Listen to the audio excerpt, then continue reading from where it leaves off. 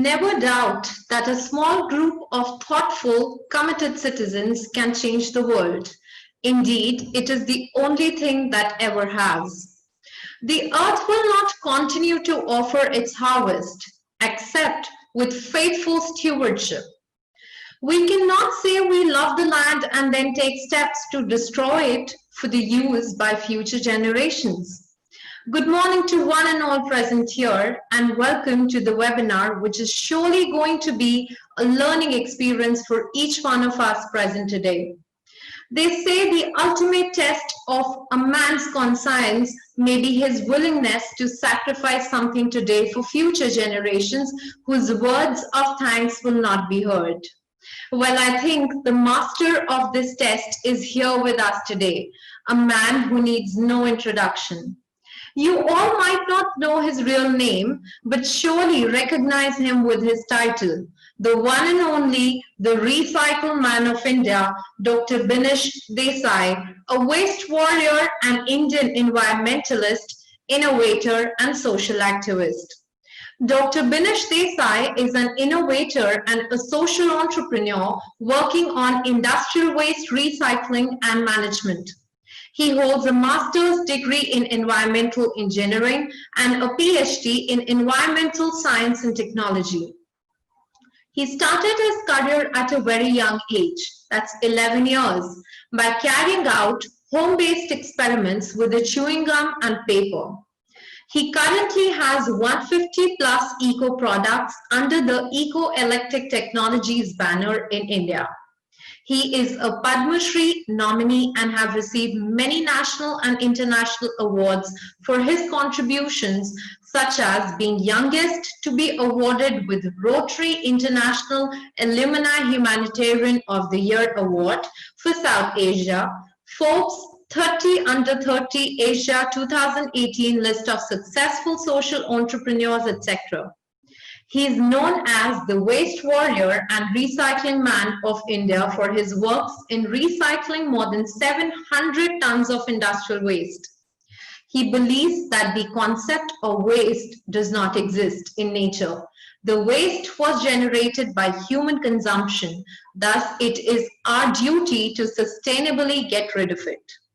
With a vision to eliminate the industrial waste from landfills, he founded Eco-Electric Technology in 2016, a lab that focuses on providing cost-effective, eco-friendly technologies and solutions for various industrial wastes, using them for social impact. His famous quote is, "There is nothing useless in this world. What might be a waste for you is someone's asset." His innovations include, and students be very careful and listen to this, his innovations include conversion of the used PPE kits and masks into bricks, creation of building material from 49 different types of waste. He has built 70 homes and 1,000 toilets for poor citizens in slum areas of India till 2019. Also, He's invented soundproof panels made from fabric lint, furniture panels made from human hair, paver blocks made from metal, textile, and paper waste, vitrified tiles from various waste absorbent artificial wood, P-block bricks from paper mills waste.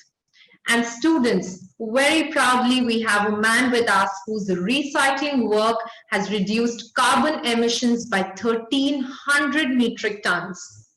Where we all were busy utilizing the resources, there was somebody actually working for sustainable development and future generations. We're truly delighted and we extend a very warm welcome to you, sir. Before I pass on the stage to you, we have a small video to be shown which gives a little glimpse of the voluminous and valuable work of yours. Can we please have the video?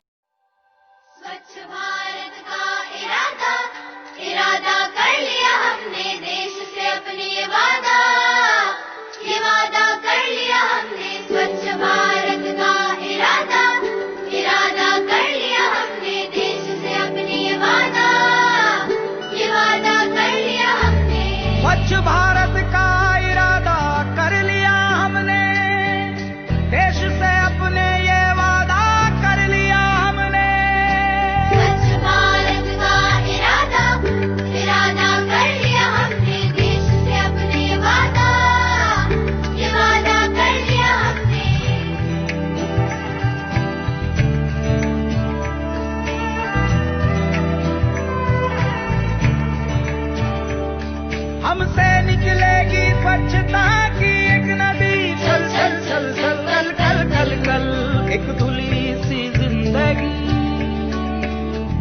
स्वच्छता की ज्योत लेकर घर घर जाएंगे, साफ सुथरी रोशनी में सब नहाएंगे। स्वच्छ भारत का इरादा इरादा कर लिया हमने, देश से अपनी ये वादा कर लिया हमने। Well, I think this was a highly motivational and very, very inspiring video. Dr. Desai, our students are very eager to know this journey of yours from a 10 years boy to becoming a waste warrior of India. Please share your enlightening experiences with us. Good morning. In fact, good afternoon, everyone. Thank you so much for inviting. I hope I'm audible to everyone. So, first of all, thank you so much for this wonderful introduction of mine. I'm very much, happy and that I'm sharing all my journey today on this occasion. So let's start. Let's talk about something that we see every day, yet we ignore most times. I'm talking about waste. So the concept of waste does not exist in nature. It's a human consumption that has started creating it. So millions of years ago, before man and technology evolved, everything from the food we ate, the clothes we wore, and also the shelters that we lived in, everything would go back to nature. But now, the human consumption and with different technologies evolving, materials have become very complex, and thus nature is no longer able to break down all these materials, thus resulting in generation of waste. We always see waste as something that is completely useless, but my concept is completely different about it. Most of us right now think our when we are throwing our waste, it is segregated and it goes to into various recyclers or mostly into the landfills, and that's one of the reasons we see a lot of these waste ending up into the oceans. So why is it so? And that's something which exactly what we are going to talk about today. The most common practice out here, especially if I'm talking about India, is landfilling. It's basically disposing of your waste into a land which is completely useless. The other most common practice is also incineration, burning, or also common term is burning of waste. So these are the two negative waste management techniques that are prevalent, and that's where I'm trying to fight against this and trying to find solution of how we can convert this waste into assets. So in this, we need to first understand what exactly is recycling. A lot of us out here feel recycling means basically giving it to the recyclers. But what's actually happening? Have we ever asked the question after our Raddiwala takes our papers and all these Raddis, what is he doing out of it? What are the segregators doing out of it? So let me tell you, most of us out here, basically what we are doing is basically segregation of waste and not recycling of waste. It's like taking your waste from one house and throwing it elsewhere.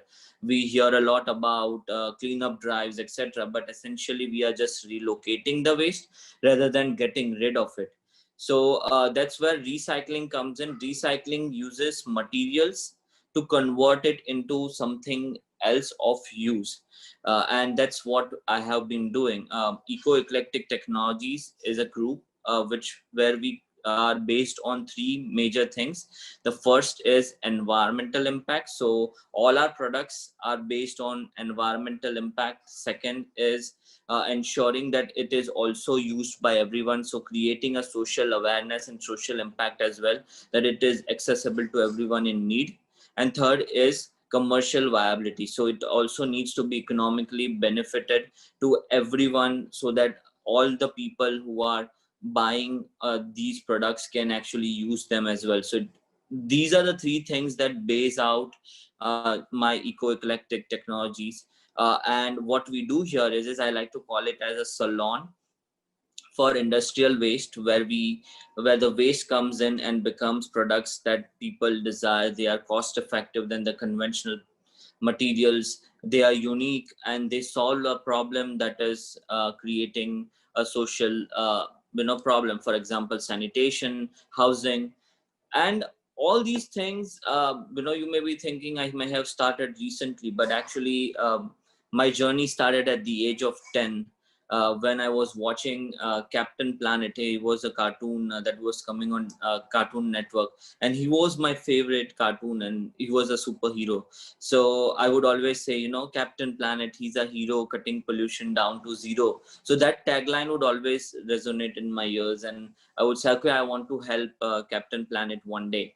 So that's how that journey began, and I started drawing out these innovations. For example, my first invention was something that may sound crazy, but it kind of worked, and it if we still try doing it, it may probably work as well. So I observed one day my mom cooking, and the water vapor that would come out from there, from the kitchen. So I designed this entire machine that basically, because I learned evaporation and condensation in school uh, during that time, and I said, okay, I want to design this particular machine which will convert this water vapor, condense it into water for gardening. So I designed this first machine kind of a thing. So that's how the journey started.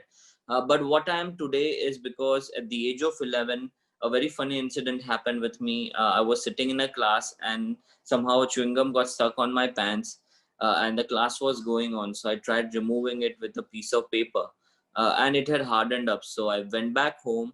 I was a curious kid, so I went back home, did the same experiment again, and that actually resulted in the first brick what we make today. But that was just the beginning. It was never meant to be a brick back then. I learned about the word slums during the same year, and the negativity that surrounded it. So again, in the fashion of trying to help save the environment, I said, I'll make world's cheapest house. Now, as an 11-year-old, I do not know how to make a house. So at that time, I literally thought that houses were made like Lego blocks, using Lego bricks, big size. So I said, okay, if I want to make a house, I need to create these cost-effective Lego blocks or Lego bricks. And that's how the journey started. I failed several times. It wasn't a hard thing, but I would always say, okay, let me try one last time. Let me try one last time. And I would add up all these crazy things into it. And eventually at the age of 14, I was finally able to create the final recipe which we still use today, which is of the P blocks. And that has been a very learning experience. That was kind of my first waste that I was working with, which was the waste generated from paper mills.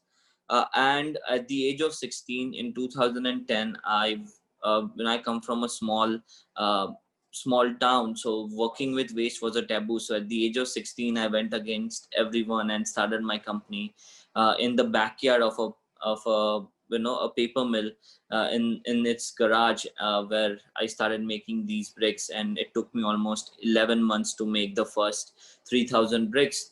And so when I'm talking about waste, it's been a long time that I've been working along with it.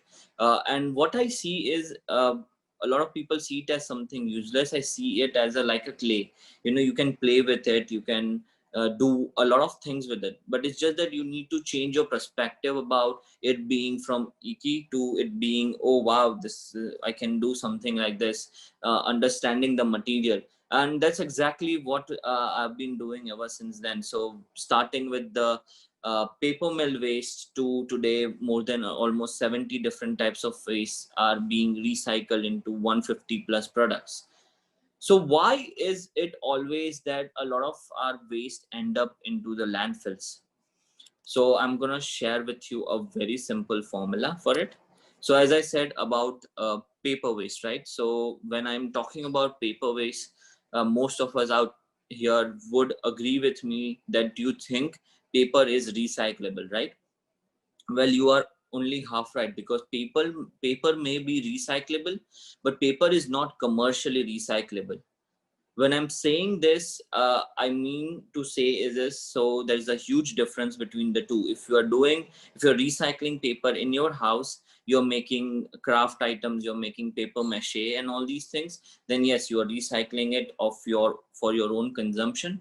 But when is taken by your raddiwalas and it is sent to the paper mills to be recycled into brand new paper again, only 40 to 60% of your paper becomes brand new paper. Otherwise, the rest of it ends up into the landfills in the form of sludge or slurries or fibers, you know.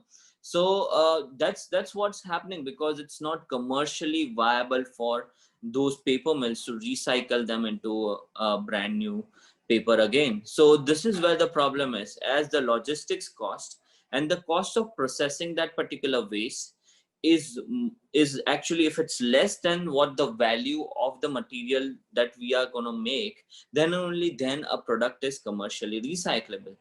If not, then we are stuck with it, you know, that's just going to end up into the landfills.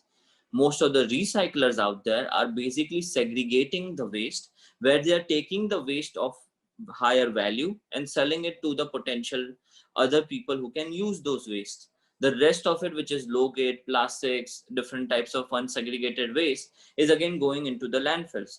So this is where the problem is. And to put in a perspective, let me share with you, more than 43,000 industries produce 19,000 tons of waste every day. That's like throwing 10,000 cars into the landfills daily. So here is where we come in. In fact, I want to share the entire way how we can get rid of this waste, how you guys can join in, and how waste can become an asset. So we follow a very simple formula. It is basically divided into three aspects. That's our process. The first is identification, second is segregation, and third is eco-processing. So at Eco Eclectic Technologies, first, when we are working with something new, we first identify.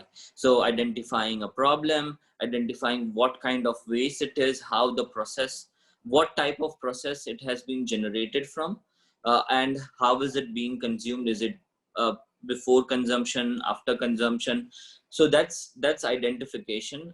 We do it in three various ways. One is our clients approach us with that particular waste, or let's say if it's an institution like yours who is basically trying to identify what are the waste generated in your space. So we collect that data, we identify what are the different types, what are their structures, how do they feel like, what can they be used for. That's identification. Second is segregation. When I talk about segregation, I just do not mean, you know, dry waste or wet waste. It basically also means segregating very specifically. For example, if you want to collect coffee, we will have specific eco bins that are placed at these various locations, where we are collecting only that specific coffee waste.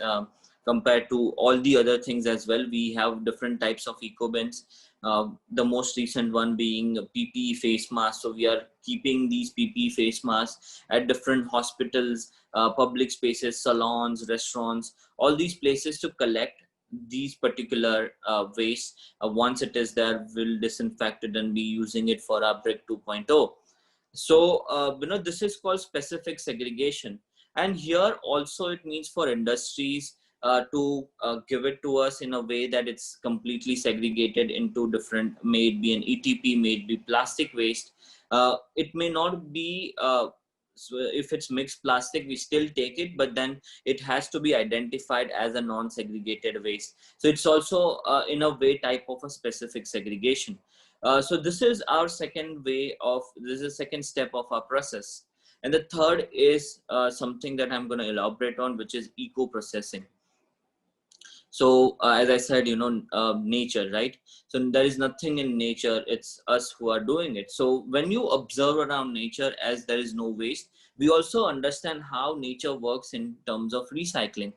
So based on that entire model, we have created eco-processing, where we have decentralized our factories. So just like nature is everywhere, our factories are also everywhere. It is not one particular center where you have to send this waste. You can set up this particular processing plant right in your backyard to having it in a village. It can be on wheels as well. You can take it from one place to the other. So it's very much decentralized. Instead of having one huge factory, we have these multiple factories all across India and now also the world.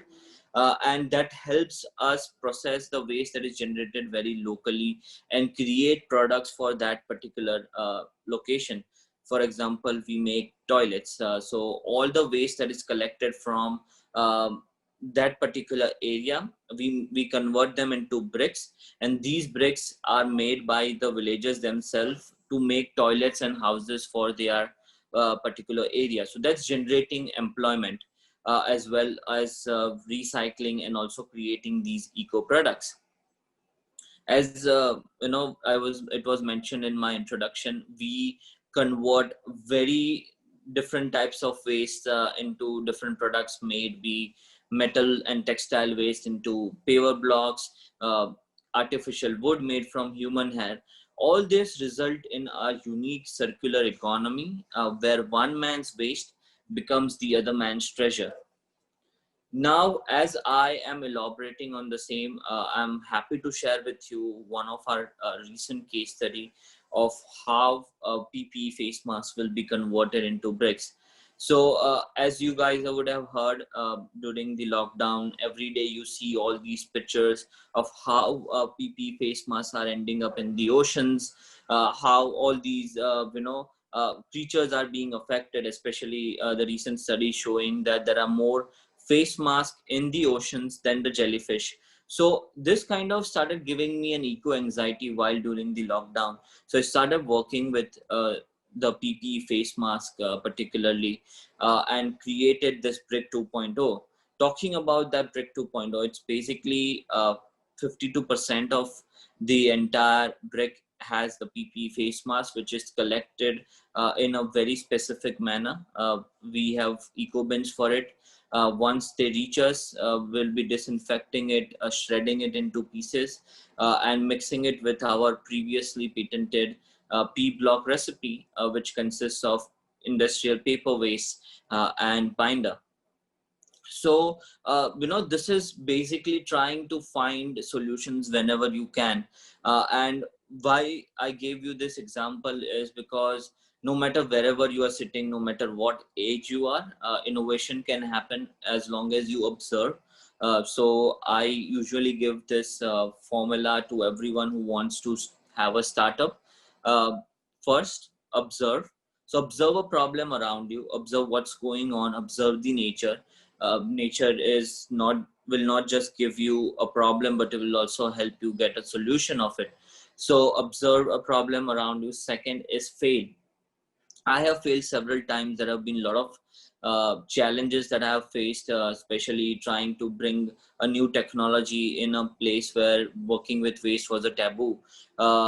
Being a 16-year-old trying to sell these bricks in a village, trying to make them understand how are they better than the conventional bricks. So all these challenges and hurdles come, you fail, but failure is the best way to make you understand how not to do things or what you need to do more. So absolutely fail. Third is learn from your failures. Very important. You just don't keep failing, you also learn something out of it. Learn from what your observations are. I still consider myself as a constant student forever. I would always say that it's a constant learning process. You learn new things, you get inspired, and you create products out of it. So lastly, it's solve a problem around you. See what's going on. Try to be helpful. So when you're doing all these things, assess yourself in three major things. When you are innovating or you are starting a startup, keep these three things very much in mind. The first one being is it has to be environmentally impacting. So take care of the environment. Try to see how you can help it rather than destroying it. Track your carbon footprints. We need to very much assess its environmental impact. Second, it should be socially impactful. So as you are trying to solve a problem, try providing a solution which will actually create a mass consumption, because that will help a lot of people who are in need get the solution. So and that results to the third one, which is economically viable. try keeping your product as economically viable as possible. It just doesn't mean that you give up your profits for it, but just trying to maintain a balance of all these three things while you are assessing your startup or trying something new. It also doesn't mean that as you are just doing social work or social service, you don't earn something out of it, because you ultimately need to sustain. A lot of startups fail because after some point they are not able to economically sustain themselves.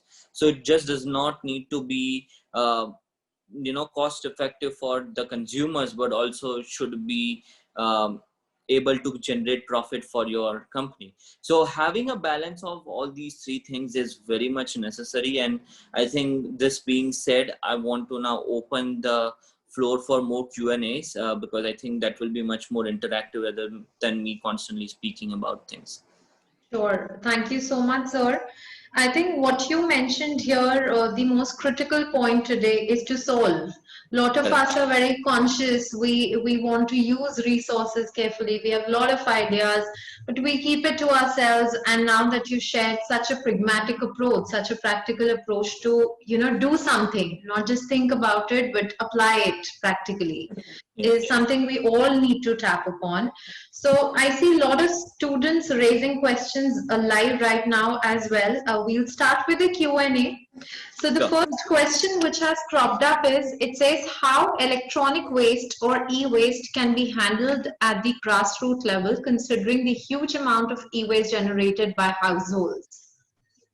So I think before I answer this, I want to say India is very much, I like to call it as, we have it in our culture of jugaad, and grassroots innovators are the key True. aspects of it. Our mothers are the biggest recyclers.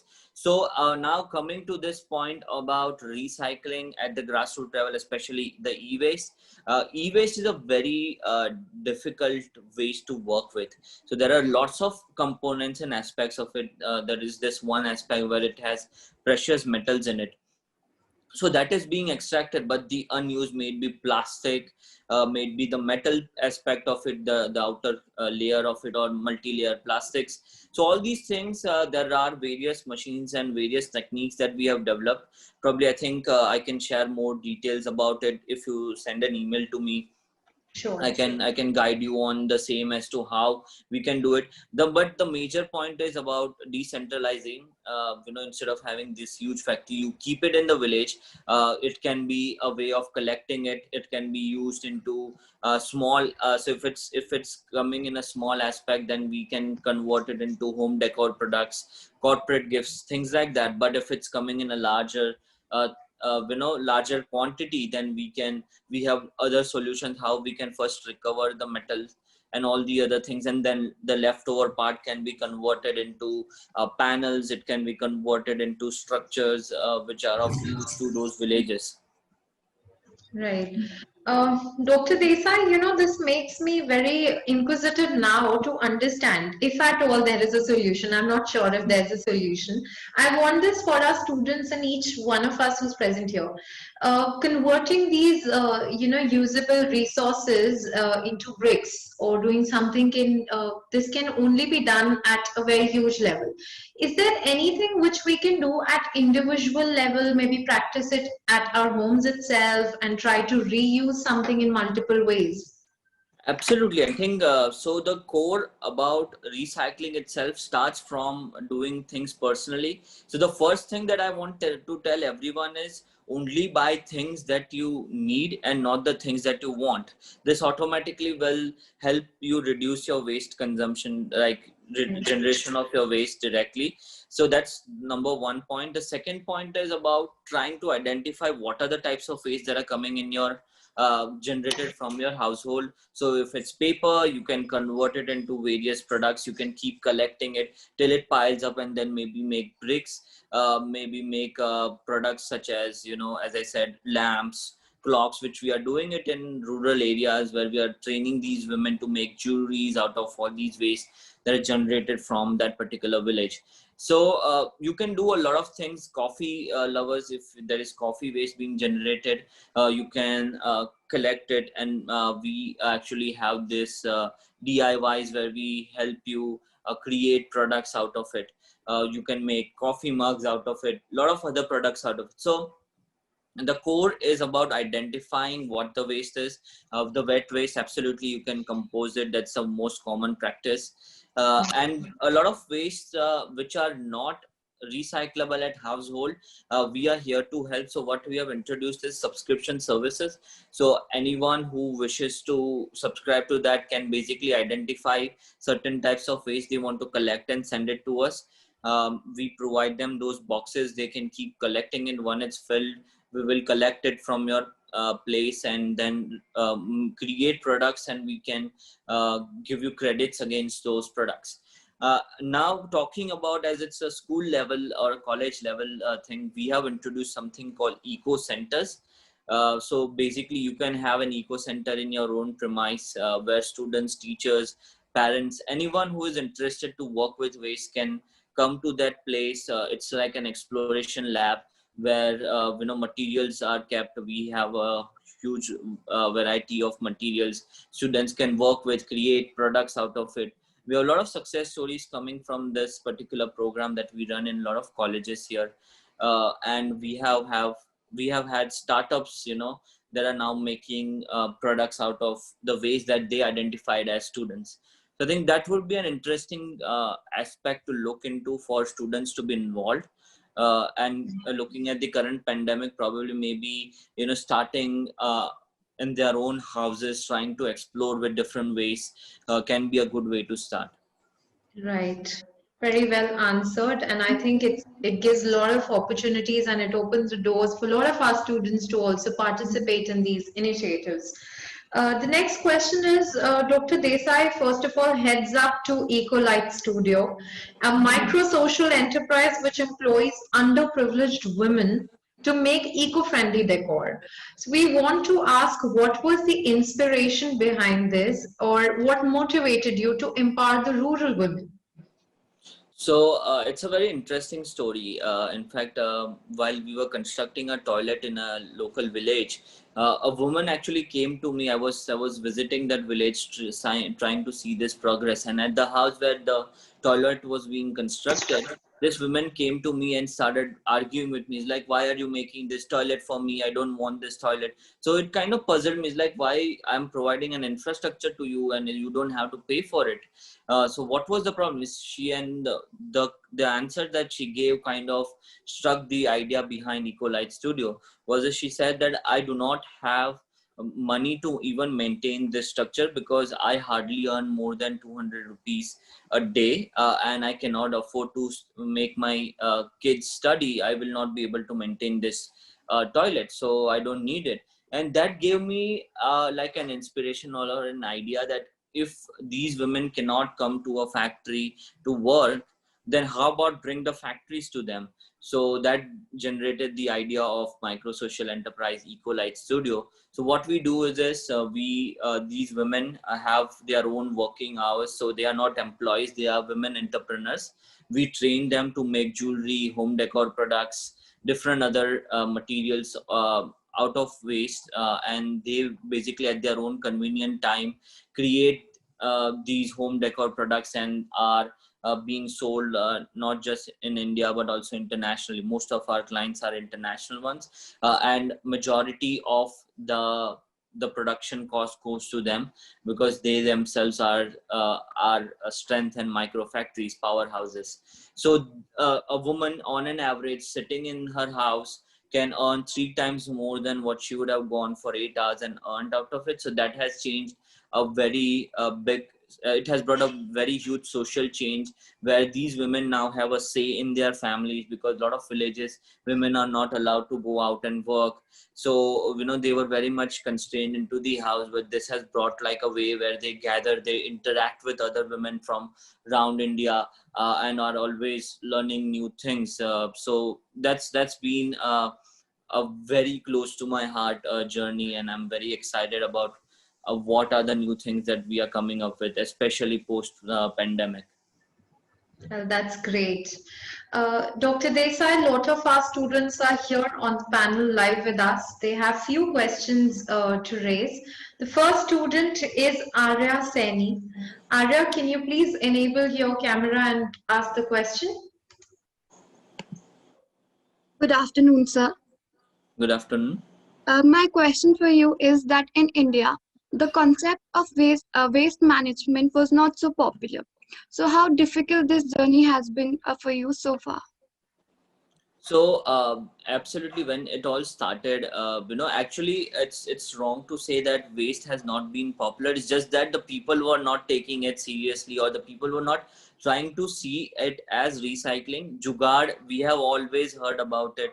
As I said earlier as well, moms are the biggest recyclers. All our favorite T-shirts, one stone down, would have always become a pocha or a carry bag, by our mothers. So we have had it in us about recycling. It's just that waste somehow had become a taboo. We don't speak about it. It's dirty. It's not supposed to be touched. It had become a huge problem as such. So when I started, I come from a background where my grandfather was one of the first chartered accountants of my town. We have a temple built there. So when I was trying to explain to my family and the society about working with waste, they thought I had gone crazy. And it's like, I'm bringing down the family name. But then I decided that I wanted to do anyways, because that's kind of I never saw it as something that was useless, and I would always consider it as an asset. And there were a lot of challenges, like people tried to make fun of it, thought I was crazy. So those challenges were just minuscule because I was very much focused on what I believed in. But the other major challenge, as I mentioned as well, is about trying to accept that this is something made out of waste. So in fact, a lot of times when I am doing exhibitions and all in different places, I do not mention that this material is made out of waste. They observe it, they test it, and then I would say, oh, by the way, this is made out of waste, So trying to make things that may look like a conventional material helped my way of trying to make people understand that waste does not look ugly. If you see our lamps, the things that Ecolite Studio women do, a lot of times when we go to these villages, women were also very much skeptical about trying to, work with waste, because it's like, oh, ye kachra hai, we cannot touch it. And all these things, it's a shud. All these, the words that are kind of related also to the religious aspect were done, but then I would try to make them understand through our own culture and through our own ways that yes, waste can look amazing, and waste is useful. It's going to help you bring down the cost. So I think that's a way I still face a lot of different challenges every second day, but it's a part and parcel, more. In fact, I keep asking for more challenges so that I don't get bored out of it. So Thank you so much, sir. Well, that's a wonderful thought, I believe, for our students also. Keep asking for challenges, keep looking out for challenges, and then there's a lot of growth. Okay, we have next student here on the panel. Can we have Shelza, please? Hi, sir. Shelja here. Sir, hello. I wanted to ask if you believe in the notion that best ideas come from funny things, as the inception of your story began with a mix of paper and chewing gum. And we've read this story on the platform Your Story as well. And we are also with you bringing the concept of reuse and recycle in such a commercial way. You've brought it out in such a commercial way, and this another industry that's been engulfing every other bound in a very powerful way, that's technology. So how is it that you are seeing this industry, the reuse and recycle industry, uh, coordinate with technology, and how is this going forward with it? See, I think the first thing would be yes, absolutely. I believe in ideas always come from funny sources or funny incidents, and I still laugh about how crazy things we do. Always at the lab, if you visit our centers as well, these eco centers that we run, we're always trying out something that no one does. Some student will come up and say, "Sir, we found this in a gutter that's been maximum there are these plants that are growing here. It's completely of no use. Water hyacinths, a lot of things. For example, the human hair concept, we converted into panels being used for furnitures for that very same salon. So absolutely, innovation keeps coming from even funny incidents. But talking about now, technology, and so as I said, from beginning, before, waste was a much more simpler concept and was being recycled by nature itself. uh, we have the technology have become made the material very complex, and that's one of the reason nature is not able to break down all these materials, and that's why waste is generated. So it is us who will have to help nature speed up its process. So I see, especially also the technologies that we are working. If I give you an example, the biggest being, we are working with 3D printing of houses made out of waste. So that's, it's just trying to keep ourselves updated with technologies and trying to bring a mix of both of them in a way that both coexist. It's a very important task, because there are going to be definitely a lot of challenges that will come. And as you know, we were not expecting PPE pollution being created, but the pandemic resulted into it. And I think the reason why technology has helped us during this pandemic is because we have taken everything digital. So just like I'm interacting with you guys every week, I'm interacting with a lot of women in the eco centers that we are running, so, and just trying to keep them motivated as to what we can do. We are taking up now orders completely digitally and fulfilling them as well. So I think that these are different technologies that we are incorporating in terms of the digital aspect of it. In terms of the working aspect, we are still evolving, and both will coordinate in terms of recycling industry altogether. Sir, I'm also interested to know what are the opportunities for management professionals in this sector? A lot of opportunities are there for the management students, especially this has brought in a whole different line of work that you guys can do in terms of researching, as I was mentioning, analysis.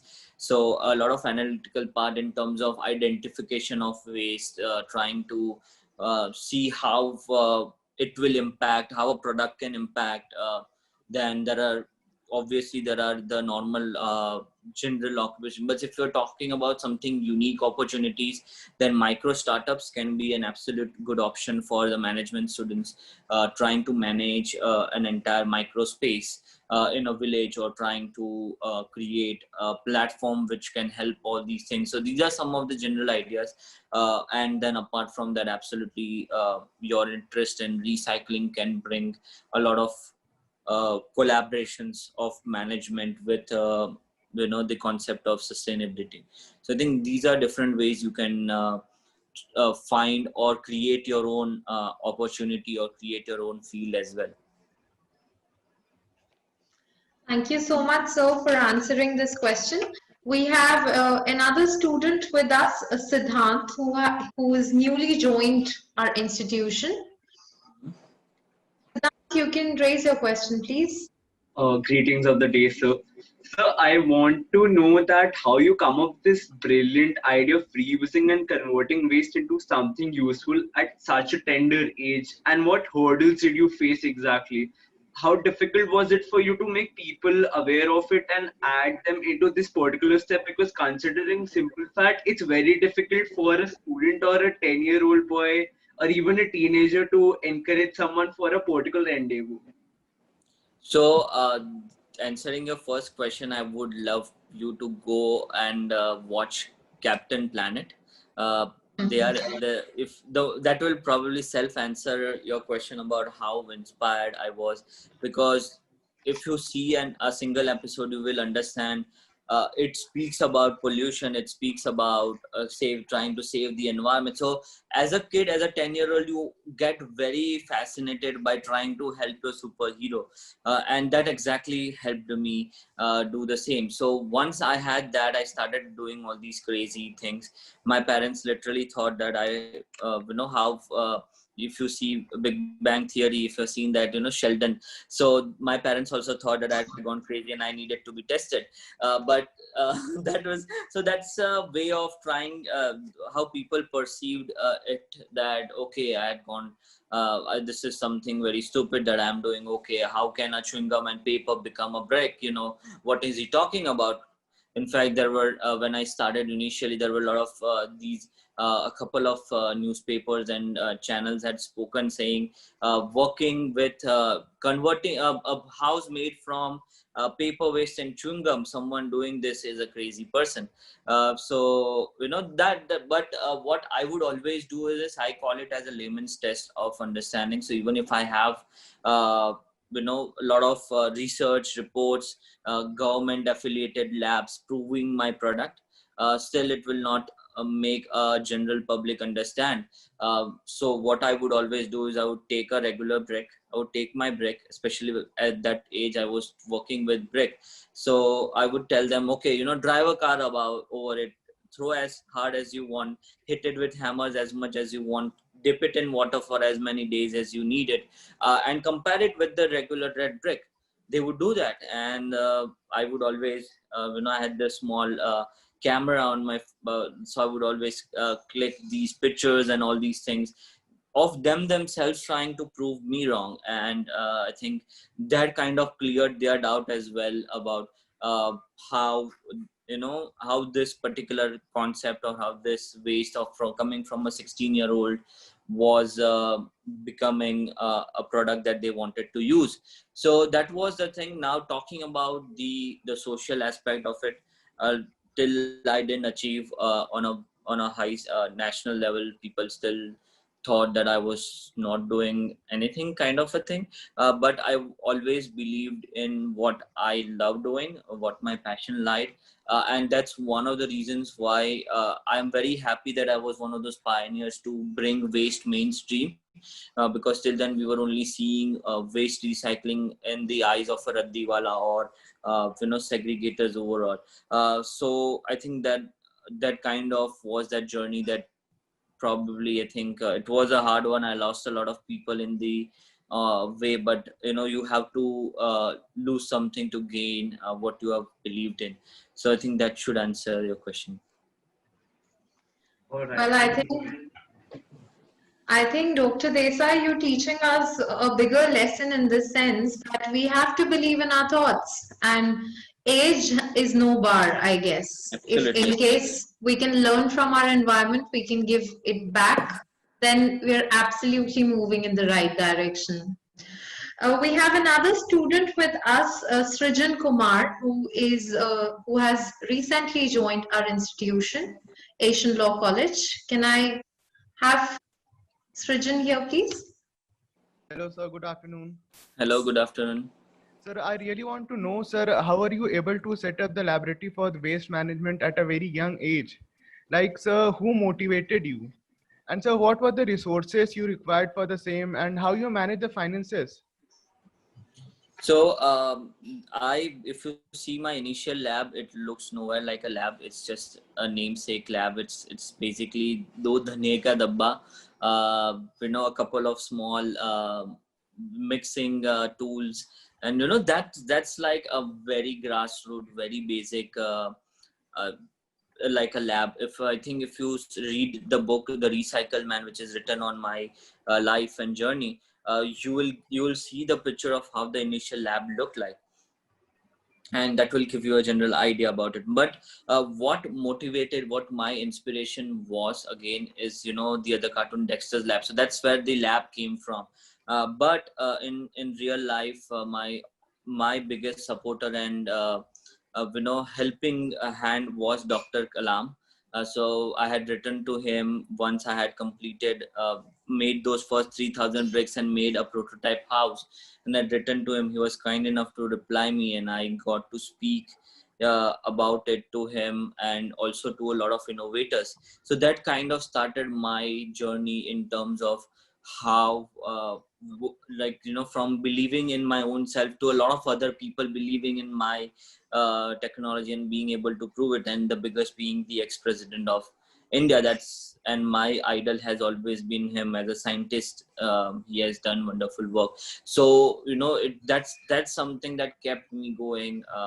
I have had, that was my biggest motivation to continue even in those hardest time.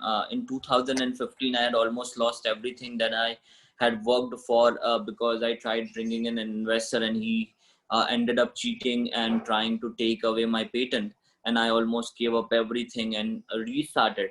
But what kept me going back then as well was just the idea that, you know, I believe in what I do. My products are going to help in all the three aspects which I spoke: environment and social, and also it was commercially viable. So why should I give up when someone else did a mistake? And you know, so always keeping that in mind kept me going, and that's one of the reasons I'm sitting here today. Well, Dr. Desai, I want to say something here. I think our students should leave these Netflix series and go back to the cartoon days. You've learned so much from there. I think it's just a matter of perspective. Where we as kids were enjoying those cartoon series, you were actually learning and getting motivated from the same. And I think the problem is they don't make those cartoons anymore. So that's where the sad part is. But I hope a lot of students, after hearing me, would go back to those cartoons, and probably even till today they are still most relevant ones and still will help understand you know, these concepts. And as far as about Netflix is concerned, well, students there are a lot of content out there that can help them motivate as well. So probably finding the right motivation is very much the key here. Right. Dr. Desai, at Asian Education Group, we believe in nurturing and building the resources who are not just academically well defined, but critically, culturally, socially, and environmentally very responsive.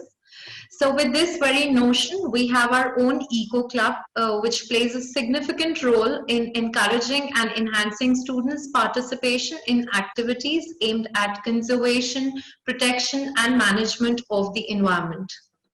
These activities are essential for achieving sustainable development. The need of the hour is to create an environment-friendly generation, because the present generation lives in an artificial world created by man, as you said.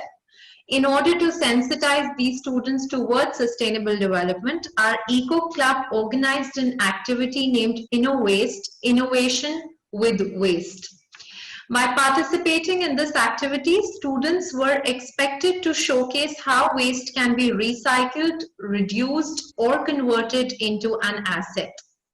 Students were expected to submit a video of 1 to 2 minutes duration showcasing their innovative ideas related to waste management. This was for our PGDM batch 2020 who recently joined the college, and I'm really very proud to say that each one of them had brilliant ideas, and they were very enthusiastic and shared their ideas with us through these videos. We would first like to show you a little glimpse of the efforts of everybody who participated. Can we please have the video collage?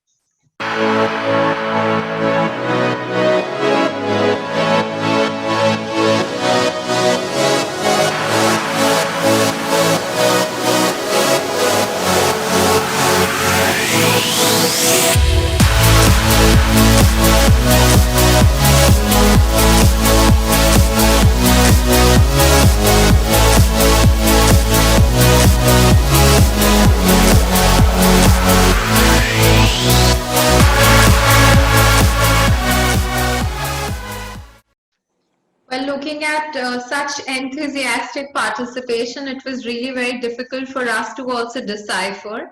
Our selection panel shortlisted 10 best videos and ideas. I'm going to speak out the name of these 10 students. Ankita Badoni, Bhavya Davra, Manju Dahiya, Nitish Singh, Rajan Singh, Sagar Kumar, Sonal Chauhan, Soni Gupta, Vikas Kumar Yadav, and Ankita Verma. Heartfelt congratulations to all of you to reach to that level.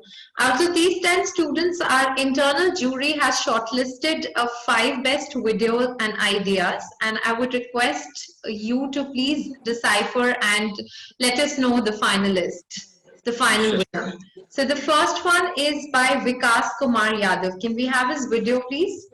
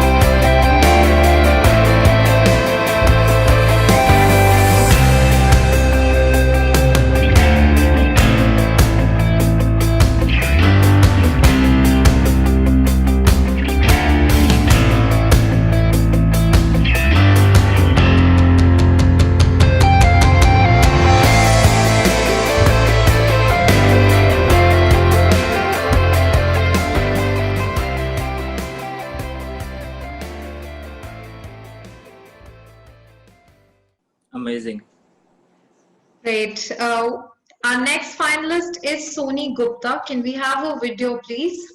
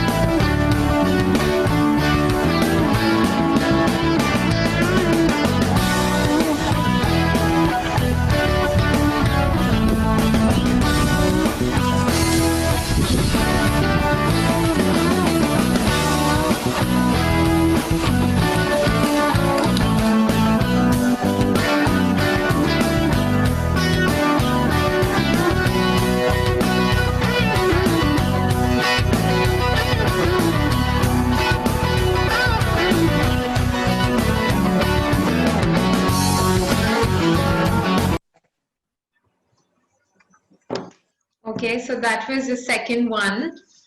The third finalist is Ankita Badoni. Can we have her video, please?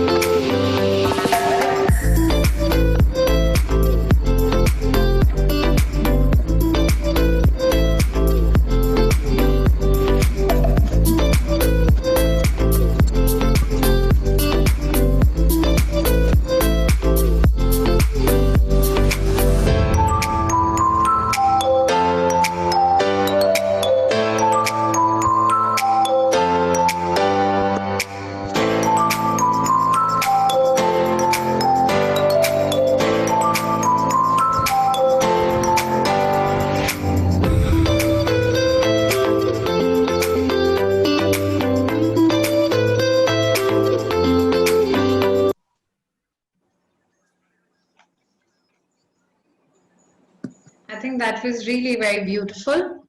Our fourth finalist is Ankita Verma. Can we have her video?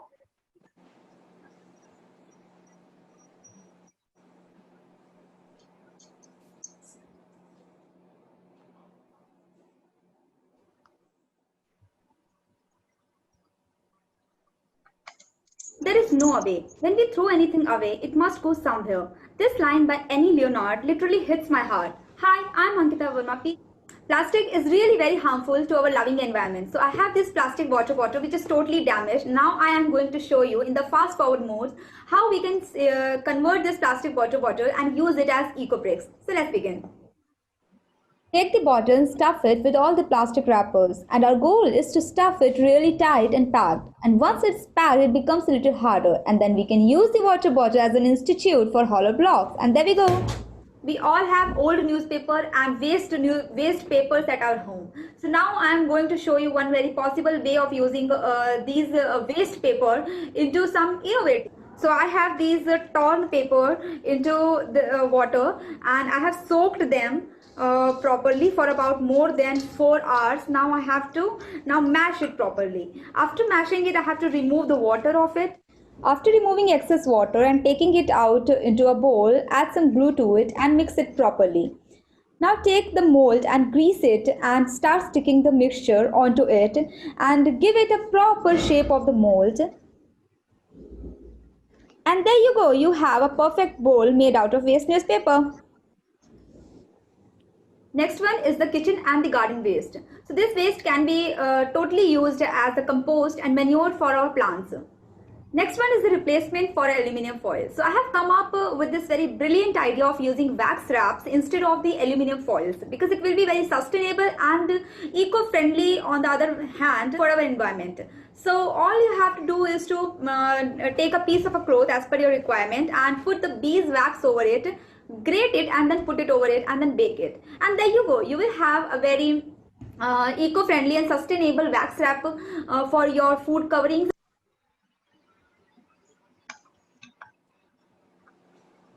Okay, I think she had a pool of ideas with her. A lot of ideas to be shared. Can we have our last finalist's video, Nitish Kumar?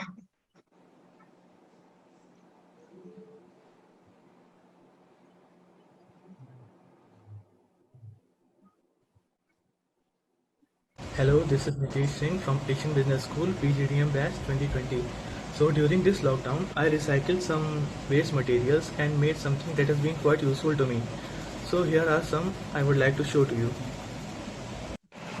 Okay, so this is a wall clock which I made by using old clock's mechanism, a CD drive and old keyboard keys.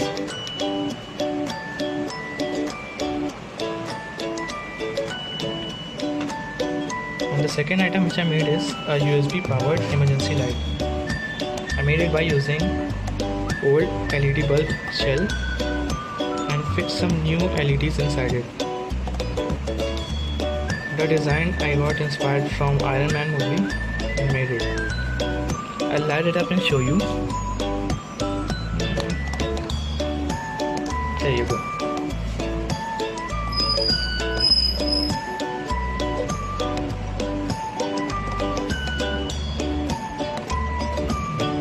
So these are the items I prepared during lockdown by waste materials. And by the way, that's my pen holder which I made from perfume bottle.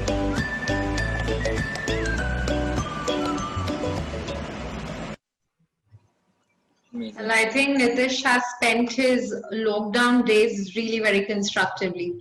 So, sir, the decision is all yours. So I have, I think all of them. I was just making few notes while I was going through the videos.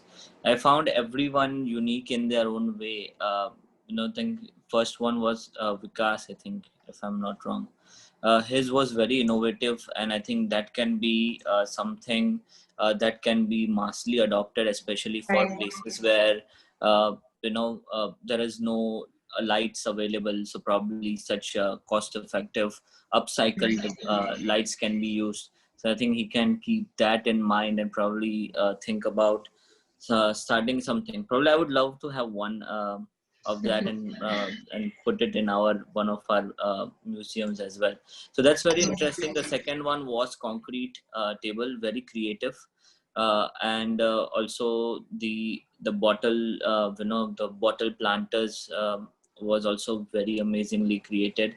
So these are examples of how creativity, at home, upcycling it is very much.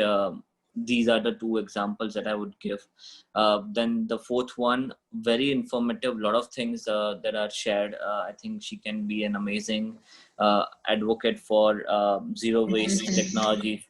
So that's my comment for her. And lastly, very creative, very innovative, and also wise use of lockdowns. I think all are winners in their own way, but if I'm to choose, I would like to choose one from the creative side of it and one from the innovative aspect, because there were two different, I could see it as two different categories, and it would not be right to keep all of them in one. So for creativity, I would give it to the Ankita for the bottle planters, because that is something that is that can be done by a lot of people, so it's massively replicable. And I would like her to teach a lot of kids who can actually adopt this particular and maybe use their lockdown wisely. And the second one, in terms of creativity and innovation, would be the first one, which is Vikas. And I think that's a winner for me, Vikas, with his lamps. Right. So congratulations to the two of you. We would like to present a certificate and medal to our two winners. I think they're here with us today. Can you both enable your cameras and present a vote of thanks to Sir? Ankita first. Thank you so much, sir, for choosing me. I believe in that the best way to start making a difference is right in your own home. We can reduce our household waste and recycle it into something more beautiful. Like I used one of a plastic bottle and turned into a bottle planter. So I believe we can turn that trash into treasure. So thank you. That's great. I think, Ankita, you should continue to do this and teach more and more kids about it. So I think that will be your takeaway from winning this prize, and continue to promote waste into treasure kind of platform to young women out there. So. Well, that's great. I think congratulations to Ankita and Vikas. And I think to all the students who participated, your efforts were worth, and they're actually worth encouraging. Thank you so much for participating. I would love all of them to send what they have done in much more details. Would love to keep them in mind and feature them as well if we need to create something, especially creativity and innovation. We encourage a lot of students, so probably these are the 5 kind of torchbearers who are giving examples of how waste can be recycled, and I want to continue to maybe help them refine such ideas and mentor them as well. So just have them write to me. Whoever is interested can share their ideas, and we can help them as well. Indeed, sir. I think they all are going to write to you and share their ideas with you. Sir, as you say that nothing is useless in this world, and what can be a waste to you is someone's asset. Indeed, this webinar was highly inspiring and resourceful for all of us. I'm sure that our students would now become more cautious and bend more towards conservation and innovation. On behalf of the directors, faculty members, students, and the entire AG fraternity, I extend a vote of thanks to you. We would like to present a memento to you, sir, for gracing us with your presence. Thank you. Invite you to the AEG family, and we look forward to a continued association with you in future as well. Thank you so much, and I look forward to maybe setting up eco center in along with your group. So I think that will be interesting for a lot of students out there. And thank you so much for inviting. This was very interactive. I enjoyed thoroughly. So. Thank you so much, sir. And sure, we'll take this forward with an eco center here at our premise. Thank you so much. Thank you so much. Have a great day.